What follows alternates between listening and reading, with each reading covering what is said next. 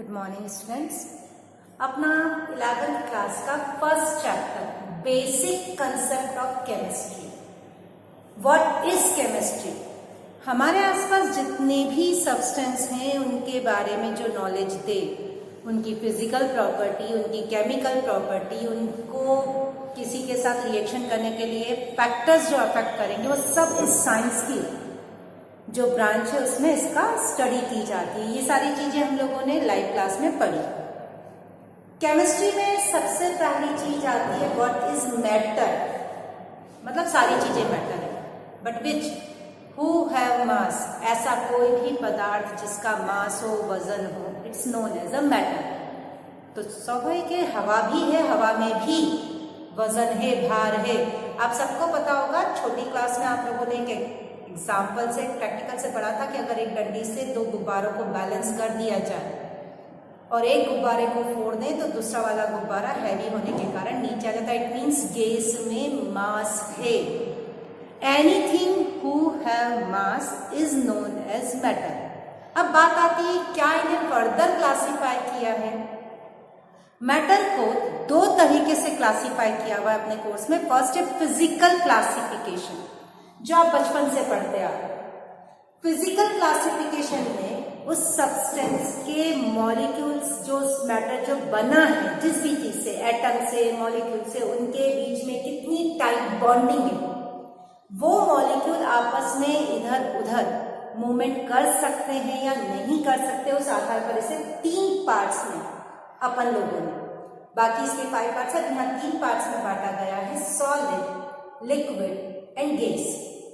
Solid में intermolecular attraction बहुत high होता है, मतलब मॉलिक्यूल बहुत मजबूती से जुड़े होते हैं, और मजबूती से जुड़े होते हैं तो मूवमेंट नहीं होता, और जब मूवमेंट नहीं होता तो उनका शेप और वॉल्यूम फिक्स होता है जिस शेप में है। अगर वो बॉल के शेप में है तो आप उसे बाल्टी में रखो, तपेली में रखो, गिलास में रखो, वो बॉल शेप में ही रहेंगे, शेप चेंज नहीं होता। और क्योंकि शेप चेंज नहीं हो रहा है तो उसका वॉल्यूम भी चेंज नहीं होता। लिक्विड का इंटरमॉलिक्यूलर अट्रैक्शन सॉलिड से थोड़ा सा कम होता है, ये थोड़े से मूवमेंट कर सकते हैं, और उस मूवमेंट के कारण इनका शेप फिक्स नहीं होता, बट मूवमेंट इतना ही होता है कि वो रस्सी से बंधे हुए हैं, बस वो उसी एरिया में ही रहेंगे, जिसके कारण उनका वॉल्यूम तो फिक्स होता है। इसका मतलब अगर मैं दूध लाती हूँ, तपेली में रखती हूँ, तो वो तपेली के शेप का हो गया, गिलास में लेकर आई तो ग्लास के शेप का हो गया। जिस कंटेनर में रखा उस शेप को ये एक्वायर कर लेते हैं। बात आती है गैस की। इन दोनों को समझना इसलिए आसान है क्योंकि आप 5th 6th से ये चीजें बार बार पढ़ते आ रहे हैं। गैस का इंटरमॉलिक्यूलर डिस्टेंस, जो अट्रैक्शन है वो मिनिमम है और डिस्टेंस मैक्सिमम है, क्योंकि वो अट्रैक्ट नहीं हो रहे इसीलिए बहुत दूर दूर तक रह सकते हैं। जितनी जगह मिलेगी उसे उतने में फैल जाएंगे। आप 10 बच्चे अगर किसी कारण से एक छोटे से रूम में बैठे हुए हैं तो इस समय जितना उस रूम का एरिया है, वॉल्यूम है, उतना आप ऑक्यूपाइड कर रहे हैं। और अगर आपको कहा जाए कि इस पूरे रूम में फैल जाओ तो आप उस रूम के बराबर वॉल्यूम ऑक्यूपाई करेंगे। गैस जिस कंटेनर में रखी जाती है उसके शेप को ले लेती है और उतना पूरा वॉल्यूम ऑक्यूपाई कर लेती है। दूध को यदि मैं 10 लीटर की तपेली में रखूंगी और अगर वो 1 लीटर है तो 1 लीटर ही रहेगा, शेप चेंज होगा। लेकिन गैस को यदि मैं 10 लीटर वाले कंटेनर में रखूं, जो पहले 1 लीटर के कंटेनर में था, अब 10 लीटर के कंटेनर में, तो वो पूरी तरफ फैल जाएगा। वॉल्यूम कितना ऑक्यूपाई कर लेगा? 10 लीटर। तो इसका न तो वॉल्यूम न ही शेप, कोई भी चीज डेफिनेट नहीं होती है। जिस कंटेनर में रखे जाते हैं उस शेप के हो जाते हैं, उतना वॉल्यूम ऑक्यूपाई करेगा। ये वाला क्लासिफिकेशन तो आप कई सालों से पढ़ते आ रहे हैं। Intermolecular attraction maximum, middle, minimum. Intermolecular attraction मतलब मॉलिक्यूल्स के बीच का जुड़ाव, इसी के कारण इनका शेप और वॉल्यूम फिक्स नहीं होता। लेकिन अब बात करें केमिकल क्लासिफिकेशन की। केमिकल क्लासिफिकेशन में से 2 पार्ट में बांटा है, प्योर एंड मिक्सचर। ये प्योर और मिक्सचर किस आधार पर है? प्योर सब्सटेंस का मतलब है ऐसा सब्सटेंस जिसमें केमिकली सिंगल सब्सटेंस हो। केमिकली की बात है हेल्थ पर्पज से नहीं। अगर मैं कहूँ टाटा का नमक शुद्ध है या नहीं, प्योर है या नहीं, तो आप कहोगे हेल्थ पर्पज से प्योर है। बट केमिस्ट्री की लैंग्वेज में वो प्योर इसलिए नहीं है बिकॉज उस नमक में NaCl के साथ NaI सोडियम आयोडाइड भी मिक्स है, तो वो प्योर सब्सटेंस नहीं कहलाएगा। डिस्टिल वाटर प्योर है, लेकिन टैप वाटर, सी वाटर, RO वाटर, ऐसे तो RO वाटर को हम कहते हैं प्योर है, पीने लायक है, पीने के लिए सही है, हेल्थ पर्पज से सही है। बट RO वाटर में भी मिनरल्स होते हैं और जैसे ही वो मिनरल्स आए तो वो प्योर नहीं रहा, मिक्सचर हो गया। सिंगल सब्सटेंस के अलावा, किसी एक केमिकल के अलावा, सब्सटेंस का मतलब यहाँ केमिकल से है, किसी एक केमिकल के अलावा अगर कोई और चीज मिक्स हो जाए देन मिक्सचर, और सिंगल केमिकल है then it is known as a pure substance. Pure substance को फिर दो पार्ट में बांटा है, एलिमेंट, कंपाउंड। दोनों की पहचान, element single type of atom से मिलकर बना होगा, single type, not single atom, single type. Single atom भी हो सकता है, जैसे He, ये सिंगल एटम है। H2 ये सिंगल एटम नहीं है, बट H2 में दोनों ही हाइड्रोजन है। P4 फॉस्फोरस, पर 4 फॉस्फोरस है, तो सिंगल एटम की बात नहीं करी, सिंगल टाइप ऑफ एटम से मिलकर बनाओ then it's known as a element. Diamond and graphite दोनों ही एलिमेंट है, बिकॉज डायमंड प्योरली कार्बन से बना, ग्रेफाइट भी सिंगल टाइप ऑफ एटम से बना, उसमें फिर भले लाखों करोड़ों एटम हो, लेकिन वो सब के सब एक ही तरह के एटम हो, तो वो एलिमेंट कहलाता है। जैसे S8 कंपाउंड की बात, एक से ज्यादा टाइप के एटम से मिलकर बना हो, जैसे HCl, H2O, H2SO4, KMnO4, K2Cr2O7। क्योंकि ये कंपाउंड एक से ज्यादा एटम से मिलकर बने हैं, then it's known as compound. अब बात आती है मिक्सचर की। मिक्सचर में एक से ज्यादा आपने सब्सटेंस को, प्योरली केमिकल्स को मिक्स किया, मिक्स होने के बाद वो सभी तरफ एक जैसे स्प्रेड आउट हो जाए, दोनों आपस में इतने मिक्स हो जाए कि आप किसी भी जगह से उसका सैंपल लें तो प्रपोर्शन इक्वल मिले तो होमोजीनियस, और प्रपोर्शन इक्वल न मिले तो हेट्रोजीनियस। जैसे मेरे पास प्योर हाइड्रोजन गैस है, प्योर ऑक्सीजन गैस है, वो उस समय एलिमेंट है, दोनों गैस के नॉब खोल दिए इस रूम में मैंने, थोड़ी देर में दोनों गैसें आपस में मिक्स हो गई।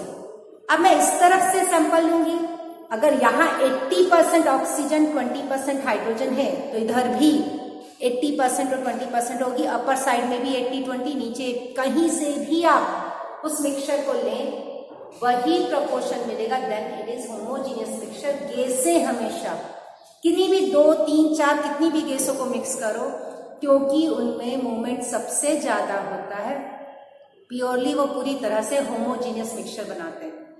पानी के एक गिलास में नमक घोला जाए, अच्छे से डिसॉल्व कर दिया, तो ऐसा नहीं कि ऊपर की तरफ कम नमक का टेस्ट आएगा, मिडिल में ज्यादा, लास्ट में और ज्यादा, पूरे गिलास में नमक का सेम टेस्ट आएगा, इट मीन्स होमोजीनियस मिक्सचर। लेकिन अगर पानी के गिलास में मैं बालू रेत मिलाऊं, तो आप कहीं से अगर आप स्कूप लेते हैं तो हो सकता है उसमें 10 बालू रेत हो, सैंड पार्टिकल्स हो, तो कहीं 20, कहीं 100, तो कहीं 2, 3। इसका मतलब वो पूरे वाटर में सैंड पार्टिकल्स एक जैसे डिस्ट्रीब्यूट नहीं हुए, तो वो क्या कहलाएगा, हेट्रोजीनियस मिक्सचर। यहां पर स्टार्टिंग के 2 पेज पर आपको इस बेसिक कंसेप्ट में, स्टार्टिंग के पेज पर लिख रखा है कुछ दवाइयों के नाम जो कैंसर, जैसे सिस्प्लेटिन, टैक्सोल, ये किस काम आती है, कैंसर को डिफीट करने के। ऐसे ही CFC का नाम आपकी बुक में फर्स्ट 2 पेजेस पर है, क्लोरोफ्लोरोकार्बन, जो ओजोन को डिप्लीट करता है। शॉर्ट क्वेश्चन के नोट्स मैंने आपको बनाकर दे दिए हैं। अब बात करेंगे हम आगे सिग्निफिकेंस। अब बात आती है 2 टर्म्स की, आपकी बुक में लिखी, उन टर्म्स को मैं बोर्ड पर अच्छे से समझा रही हूँ, थोड़ी सी कंफ्यूजिंग है क्योंकि ये ध्यान नहीं रहता किसमें क्या है, प्रिसाइज और एक्यूरेसी। प्रिसीशन या प्रिसाइज शब्द है, आप अगर कोई कैलकुलेशन या कोई प्रैक्टिकल कर रहे हैं और अगर आपने उसमें 2, 3 या 4 बार उस प्रैक्टिकल को किया तो उन वैल्यूज में कितनी क्लोजनेस है। इसको पहले एक सिंपल वे में समझाऊं कि यदि आपको एक नोटों की गड्डी काउंट करने के लिए दी कि how much are there, how many are there, तो अब अगर आप एक बार कहते हैं 50 है, दूसरी बार कहते हैं 70 है, फिर कहते हैं नहीं 40 है, इसका मतलब आपके उस कैलकुलेशन में प्रिसाइज नहीं है, आप प्रिसाइज नहीं हो, आप अपने ही वैल्यूज में क्लोज नहीं है। लेकिन अगर आप ये कहते हैं कि एक बार 60 है, एक बार 61 है, फिर 59, 60, 61 और 59 लगभग पास पास है, मतलब क्लोज टू ईच अदर है, मीन्स आपका कैलकुलेशन प्रिसाइज है। लेकिन बात यह आती है कि वो नोट थे कितने, तो दो टर्म्स यूज करिए, एक तो जो आपने वैल्यूज निकाली वो आपस में कितनी क्लोज है तो प्रिसाइज, और वो एक्यूरेट ट्रू वैल्यू से कितनी मैच खाती है एक्यूरेसी। अब इसको समझाने के लिए वापस कहूं, यदि मैंने आपको नोटों की गड्डी दी, उसमें 100 नोट थे, 3 बच्चे हैं ए, बी और सी, मैंने दी है 100 की गड्डी ट्रू वैल्यू, और आपको कहा 3-3 बार काउंट करें तीनों बच्चों को। ए बच्चे ने फर्स्ट टाइम काउंट किया 70, दूसरी बार काउंट किया 40, तीसरी बार काउंट किया 80। गड्डी कितने की थी? 100 नोट्स की। फर्स्ट 70, 40, 80 ये तीनों काउंट भी आपस में क्लोज नहीं है, और ट्रू वैल्यू से तो इनका कोई कनेक्शन ही नहीं है, क्योंकि ट्रू वैल्यू कितनी 100। तो ए वाला ना तो प्रिसाइजली काउंट कर रहा है ना एक्यूरेसी। बी वाले ने काउंट किया 80, 81, 79। इट मीन्स ये एक्यूरेट तो नहीं है, क्योंकि एक्यूरेट वैल्यू तो कितनी थी 100, बट फिर भी इसकी खुद की वैल्यू आपस में क्लोज है, प्रिसाइज है। थर्ड वाले ने कहा 100 या 101, 100। थर्ड वाला प्रिसाइज भी है और एक्यूरेट भी है। प्रिसाइज का मतलब आपस में क्लोजनेस, और एक्यूरेट मतलब ट्रू वैल्यू से कितना क्लोज है। तो जब आप टाइट्रेशन करेंगे तो आपको प्रिसाइजली भी काम करना है, एक्यूरेसी में भी, तो वो तो जब प्रैक्टिकल स्टार्ट होगा तब हमें समझ आएगा। एक टॉपिक है हमारे इस बुक में सिग्निफिकेंट नंबर। सिग्निफिकेंट का मतलब है कि कोई एक्यूरेसी बताते हुए मीनिंगफुल नंबर्स बताए। मैथ्स के नंबरों से इसमें कंफ्यूज मत होना। किसी भी उपकरण की जिससे आप नाप रहे हैं कोई वैल्यू, चाहे वजन नाप रहे हैं, वो कितने तक एक्यूरेट बताएगा, उसकी एक्यूरेसी पॉइंट के बाद कितने नंबर तक है, इसको हम सिग्निफिकेंट नंबर से निकालते हैं। अगर मैं कहूं मेरे पास में आसपास 3 दुकानदार हैं जो कपड़ा बेच रहे हैं। फर्स्ट वाले दुकानदार के पास एक लकड़ी का टुकड़ा है जो 1 मीटर का है, इसके पास इसमें बीच में कोई भी वापस वैल्यूज के ग्रेजुएशंस नहीं है। इसका मतलब ये व्यक्ति अगर कपड़ा बेचता है तो एक्यूरेट केवल 1 मीटर या 1 मीटर के मल्टीपल्स सही बेचेगा। 1 मीटर के बाद पॉइंट के बाद इसके बाद कोई भी नंबर ये सही नहीं बेच सकता, क्योंकि इस 1 मीटर वाले में कोई भी ग्रेजुएशन नहीं है। पास वाले दुकानदार के पास इसमें 100 वापस हर सेंटीमीटर के ब्लॉक्स बने हुए। इसका मतलब ये 1 मीटर के बाद 1 सेंटीमीटर, 2 सेंटीमीटर, 3 सेंटीमीटर एक्यूरेट बेच सकता है। मीन्स पॉइंट के बाद 1 नंबर तक ये और सही बेच सकता है। अगर कोई इसके पास जाता है कि मुझे 1 मीटर और 10 सेंटीमीटर चाहिए, ये बेच सकता है। तीसरे दुकानदार के पास इसके अंदर वापस ग्रेजुएशन है, मतलब ये थर्ड वाला दुकानदार 1 मीटर और 11 सेंटीमीटर भी सही बेच सकता है। 1 के बाद 1 मिलीमीटर वाला हिस्सा भी ये सही बेच सकता है, बिकॉज इसके इस उपकरण में इसके पास जो नापने का साधन है उसमें वापस ग्रेजुएशन है। मतलब आप कितना एक्यूरेट उस सामान को चेक कर सकते हैं। जैसे अगर बालू रेत और इनको नापने के ट्रक हैं, वो कैसे होते हैं, पूरे टन में नापे जाते हैं, तो उनके टन के बाद किलोग्राम वगैरह का या उनके पास कोई बात नहीं है। इसके बाद अगर आप सब्जी वाले के पास जाते हो तो 100 ग्राम, 50 ग्राम, 25 ग्राम भी सही नाप लें। पर आप उससे कहोगे कि मुझे 1 ग्राम चाहिए तो वो हाथ जोड़ देगा कि मेरे पास ऐसा कोई उपकरण नहीं जिसमें मैं 1 ग्राम सही नाप सकूं। लेकिन अगर आप सुनार के पास जाते हैं तो वो 1 ग्राम छोड़ो 1 मिलीग्राम, उस 1 मिलीग्राम का 10th 100 वाला हिस्सा भी वो सही नाप लेगा, क्योंकि उसके पास जो तराजू है वो ज्यादा सिग्निफिकेंट है। सिग्निफिकेंट वर्ड किसी मीनिंगफुल डिजिट को कैरी करने वाले शब्द को बताता है। बट अब ये थ्योरी, इस थ्योरी से हमें मतलब नहीं व्हाट इज सिग्निफिकेंट फिगर्स या नंबर्स, कैसे इन फिगर्स को काउंट करते हैं, नंबर्स को काउंट करते हैं, उसके कुछ रूल हैं। फर्स्ट रूल है all non zero numbers are significant. सुन रहे हैं, लिखें आप, लेकिन काम का है एग्जाम्पल्स पे देखना। तो मैं एक बार इसे दोहराकर एग्जाम्पल्स पर इसे ट्राई कराती हूँ। All non zero, first point था all non zero are significant. Non zero मतलब 0 से 9 तक टोटल अपन 10 डिजिट पढ़ते हैं, उसमें से 0 को छोड़ दें तो 1 से लेकर 9 तक सब सिग्निफिकेंट है, वो कहीं भी लिखे गए हैं। Second, 0 between non zero are significant. सिर्फ अभी पढ़ना है, एग्जाम्पल से समझाती हूँ। इन दो नियम को समझना बहुत आसान है। अगर मैंने लिखा था 5 8 2 3 4, सारे नॉन जीरो नंबर, अब इनको काउंट कर लो कितने नंबर है, 1 2 3 4 5, तो इसकी सिग्निफिकेंट वैल्यू हो गई 5। नॉन जीरो के साथ तो कोई टेंशन ही नहीं है, जितने नंबर है काउंट कर लो, चाहे डेसिमल लगा हो नहीं लगा। डेसिमल लगा है तब भी 5 है, डेसिमल अगर यहां लगा है 3 7। फर्स्ट पॉइंट समझना सबसे आसान, नॉन जीरो जितने भी हैं वो सब हमेशा सिग्निफिकेंट फिगर के रूप में जाने जाते हैं। बात आती है जीरो की, तो जीरो यदि किन्हीं दो नंबर्स के बीच में है तब तक टेंशन नहीं है, 1 0 2 0 5 0 6 0 0 8। बात आती है इन जीरो की, तो 1 2 3 4 5 6 7 8 9 10, ये जीरो भी क्योंकि 2 डिजिट के बीच में है। जीरो यदि 2 डिजिट्स के बीच में है तो वो काउंट होगा, इसमें अपन काउंट करेंगे तो कितना आ रहा है 10। यहां तक प्रॉब्लम नहीं है।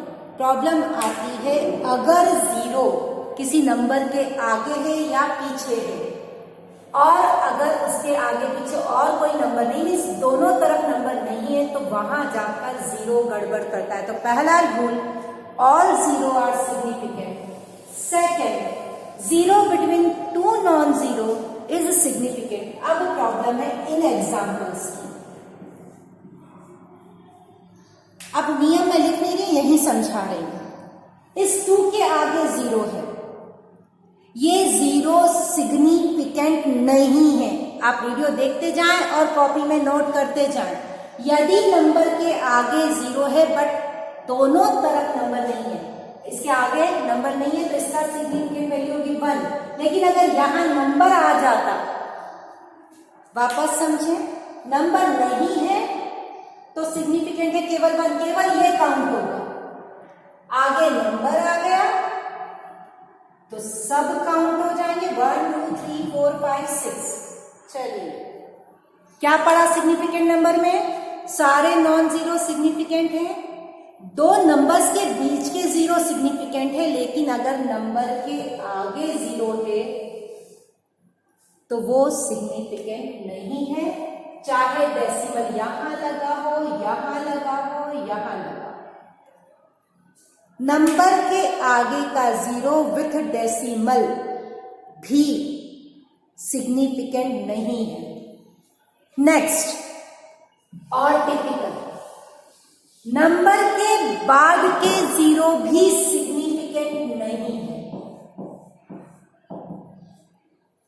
नंबर के बाद के 0 भी सिग्निफिकेंट नहीं है, कितने भी 0 लगा दो। लेकिन जैसे ही डेसिमल लग जाए नंबर के बाद कहीं भी, चाहे यहां लगे चाहे यहां लगे,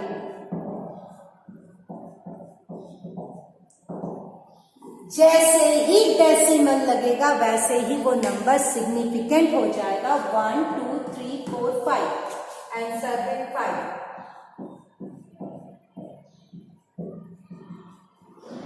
विदाउट डेसिमल जीरो काउंट नहीं होता, जैसे ही डेसिमल लगा बाद के सारे जीरो काउंट होंगे, बाद के, लेकिन इसके आगे जीरो लगा है तो ये वाले काउंट नहीं होंगे। 1 2 3 4 5।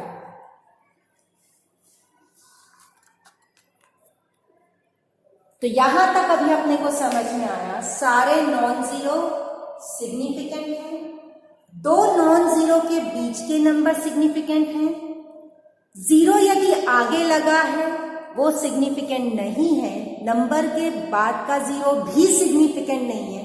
If decimal is there then the all zero after the number is significant। अब बात आती है साइंटिफिक मैनर में लिखी हुई नंबर्स। साइंटिफिक मैनर का मतलब था 10 की पावर में लिखा हुआ। तो मैं अगर लिखती हूँ 2 into 10 की पावर 3, एक ही सिग्निफिकेंट नंबर है, इसे काउंट नहीं करना।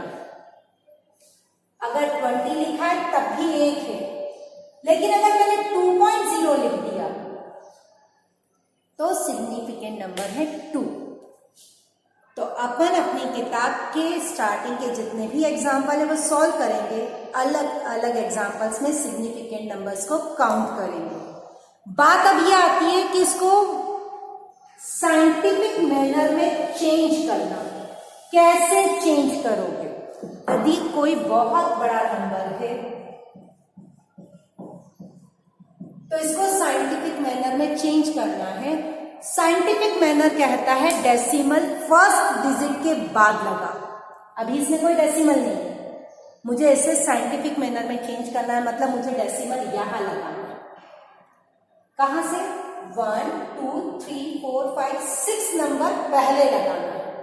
जब आप राइट टू लेफ्ट चलते हो, पीछे से आगे, तो 10 की पावर प्लस में लगती है। तो ये आंसर मैं लिख सकती हूँ 2 into 10 की पावर 1 2 3 4 5 6, 2.0 into 10 की पावर 6। अगर मैं 2.0 into 10 की पावर 6 लिख रही हूं तो दो सिग्निफिकेंट नंबर है, और अगर मैं 2 into 10 की पावर 6 लिख रही हूं तो 1 सिग्निफिकेंट नंबर है। आपसे क्वेश्चन पूछा जाए कि इसे 1 सिग्निफिकेंट नंबर में चेंज करो, तो मेरा आंसर हो जाएगा ये। कहा जाए 2 सिग्निफिकेंट नंबर में चेंज करो, 3 में, क्योंकि 10 की पावर 6 सिग्निफिकेंट नंबर नहीं है। जब भी आप डेसिमल की प्लेस राइट से लेफ्ट जाते हो तो पावर प्लस में लगती है। अब इसका उल्टा, आपके पास नंबर लिखा हुआ है,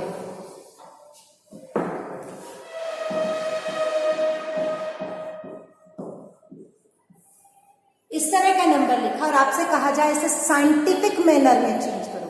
साइंटिफिक मैनर कहता है डेसिमल फर्स्ट डिजिट के बाद, मतलब मेरा ये डेसिमल उठकर यहां आ जाना चाहिए।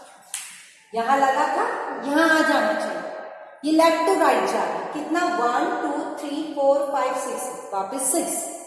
मैं लिखूंगी 9.86 into 10 की पावर -6। अगर राइट से लेफ्ट आते हो तो प्लस की पावर, और लेफ्ट से राइट जाते हो तो माइनस की पावर।